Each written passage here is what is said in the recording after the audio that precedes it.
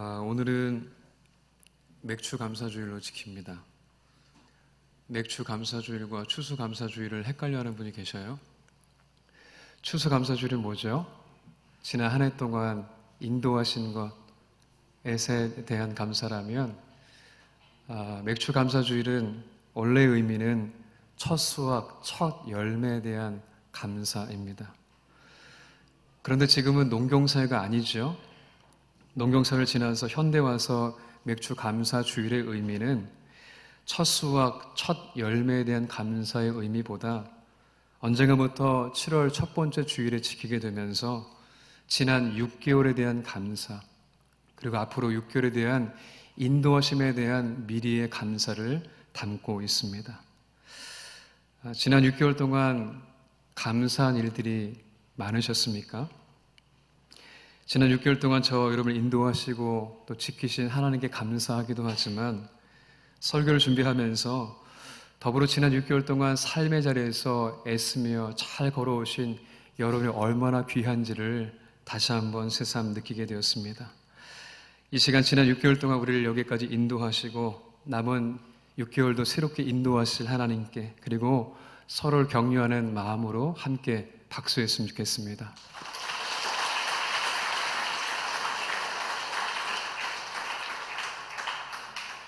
언젠가 제가 그런 글을 쓴 적이 있는 것 같아요. 저는 이제 뭔가 기억이 나면 메모하는 습관이 있어서 어디건 씁니다. 노트에 쓸 때도 있고 또 페이스북에 쓸 때도 있습니다. 몸이 아프면 마음이 덩달아 아프다. 마음이 아프면 몸이 덩달아 아프다. 제가 근데 진짜 아팠나 봐요, 그때. 이 말은 우리의 몸과 마음은 같이 간다는 것이죠. 우리의 몸과 마음은 뗄래야 뗄 수 없이 연결되어 있다는 것입니다. 실제로 몸이 아프게 되면 마음까지 어려게 돼서 다 귀찮아지게 되죠. 또 어떻습니까? 마음에 상처를 입고 마음이 우울하면 몸을 잘 가눌 수가 없게 됩니다. 이 몇 주 동안 저를 보시는 분들이요, 왜 이렇게 말랐냐고 하셔요? 괜찮냐고 물으십니다. 여러분 보시기에도 제가 그렇게 말랐고 안 돼 보이십니까? 목사가 성도님들을 걱정시키면 안 되는데 본의 아니게 우리 여러 교우분들을 걱정시킨 것 같아서 제 마음에 죄송한 마음이 있습니다. 제 몸도 제 몸이지만 우리 교우분들 중에서 누가 아프시다고 하면 참 마음이 속상합니다. 전에는 교우분들이 기도 제목을 내실 때에 건강에 대한 기도 제목을 내시면 이해하지 못했던 때가 있습니다. 작년과 올해가 아니라 한참 전에 제가 어리숙하고 잘 몰랐을 때이죠. 그래서 당시에는 기도 제목이 없으시니까 아니면 습관처럼 내시는 게 건강에 대한 기도 제목이 아닌가 생각이 들기도 했습니다. 청년들은 그럴 수 있죠. 청년들은 매주 셀 리더가, 우리로 따진다면 목자가 매주 기도 제목을 내라고 하니까 마지못해서 건강이라고 이야기할 때가 덜어 있지요. 그런데 우리 어른 교우분들은 진짜 건강에 안 좋으셔서 뭐니 해도 건강이 중요하기 때문에 건강에 대한 기도 제목을 내놓고 계신 것이지요. 그러면서 덧붙이는 말씀들이 있지요. 몸이 아프니까 기도가 잘 안 된다. 몸이 아프니까 성경도 잘 읽어지지 않는다. 그래서 마음까지 속상하다는 말씀을 전해 들었습니다. 돈으로 많은 것을 해결할 수 있다고 하지만 해결할 수 없는 한 가지가 있다면 그것이 바로 건강이 아닌가 생각이 듭니다. 모든 것을 다 갖추고 가졌을지라도 건강하지 못하면, 내 몸을 제대로 가눌 수 없다면 그보다 속상하고 괴로운 일은 없을 것입니다. 오늘 본문 7절 말씀 보면 사도 바울은 자신의 육체에 가시가 있다고 이야기합니다. 여기서 육체에 가시가 있다는 말은 바울이 당시에 가졌던 질병을 이야기하는 것이죠. 바울은 오늘 본문 이전부터 오늘 본문에 이르기까지 고린도 교회를 혼란스럽게 했던 거짓 사도들에게 자기 자랑을 있는 대로 했습니다. 그 자랑은 오늘 본문 고린도후서 12장 1절에서 기록하고 있는 것처럼 바울 자신에게 아무런 유익이 없었지만 부득불하게 본의 아니게 자기 자랑을 했던 것이지요.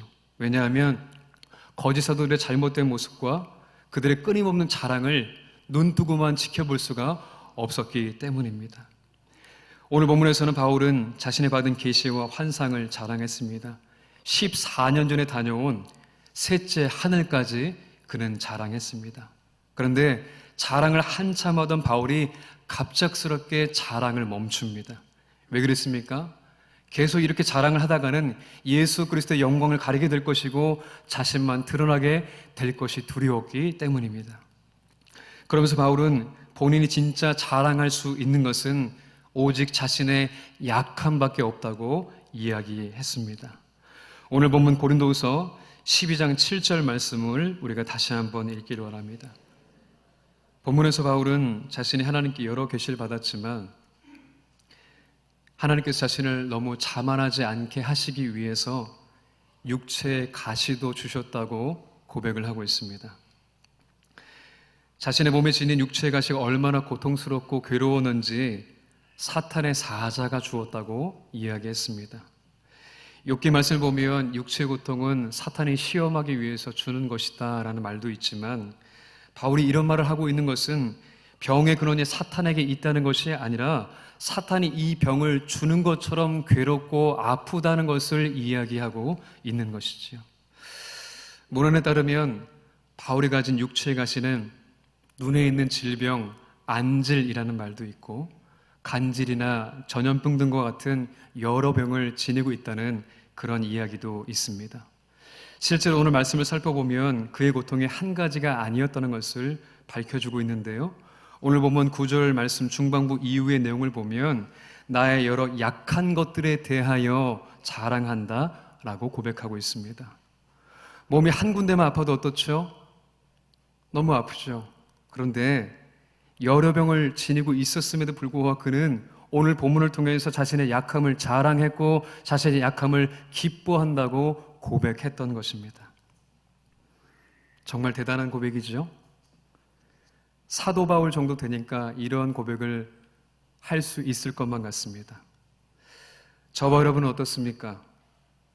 나의 약함을 자랑할 수 있는 분이 얼마나 되십니까?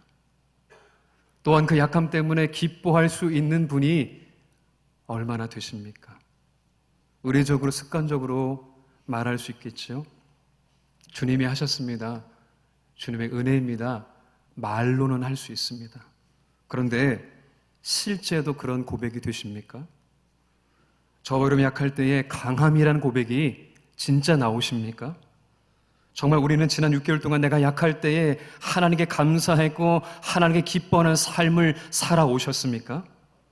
현실에서는 참 쉽지 않다는 것이죠. 한국교회의 어른이신 김동호 목사님이 최근에 암 투병을 하고 있다는 소식을 들었습니다. 얼마 전에는 목사님께서 암 환자들에게 말씀을 전하셨습니다. 하시는 말씀이 자신의 암 걸리기 전에 몰랐다는 거죠. 그런데 진짜 암에 걸려보니까 내가 약해져 보니까 기뻐할 수 없다고 고백했습니다. 오히려 왜 납니까? 왜 나에게 이런 병을 주셨습니까? 라고 하나님을 원망하게 됐다고 이야기하셨습니다. 이것이 저와 여러분의 실제 모습 아닙니까? 우리의 모습을 돌아보면 우리는 약할 때에 여전히 약합니다. 몸이 아프면 마음까지 아프고 마음이 아프면 몸까지 아픈 것이 저와 여러분의 모습인 것이지요. 많은 사람들은 자신이 약함에서 벗어나게 될 때에 비로소 강함을 이야기합니다. 병이 완쾌되고 몸이 좀 나아지고 상황이 좀 나아져야 강함을 이야기할 수 있게 된다는 것이지요. 그렇다면 오늘 본문의 말씀이 저와 여러분에게 주는 메시지가 무엇입니까? 사도 바울이 틀린 말을 하고 있는 것입니까? 사도 바울이 저와 여러분 가운데 거짓말하고 있는 것입니까? 사실 우리는 오늘 본문에 대해서 오해를 하고 있습니다. 어떤 오해입니까?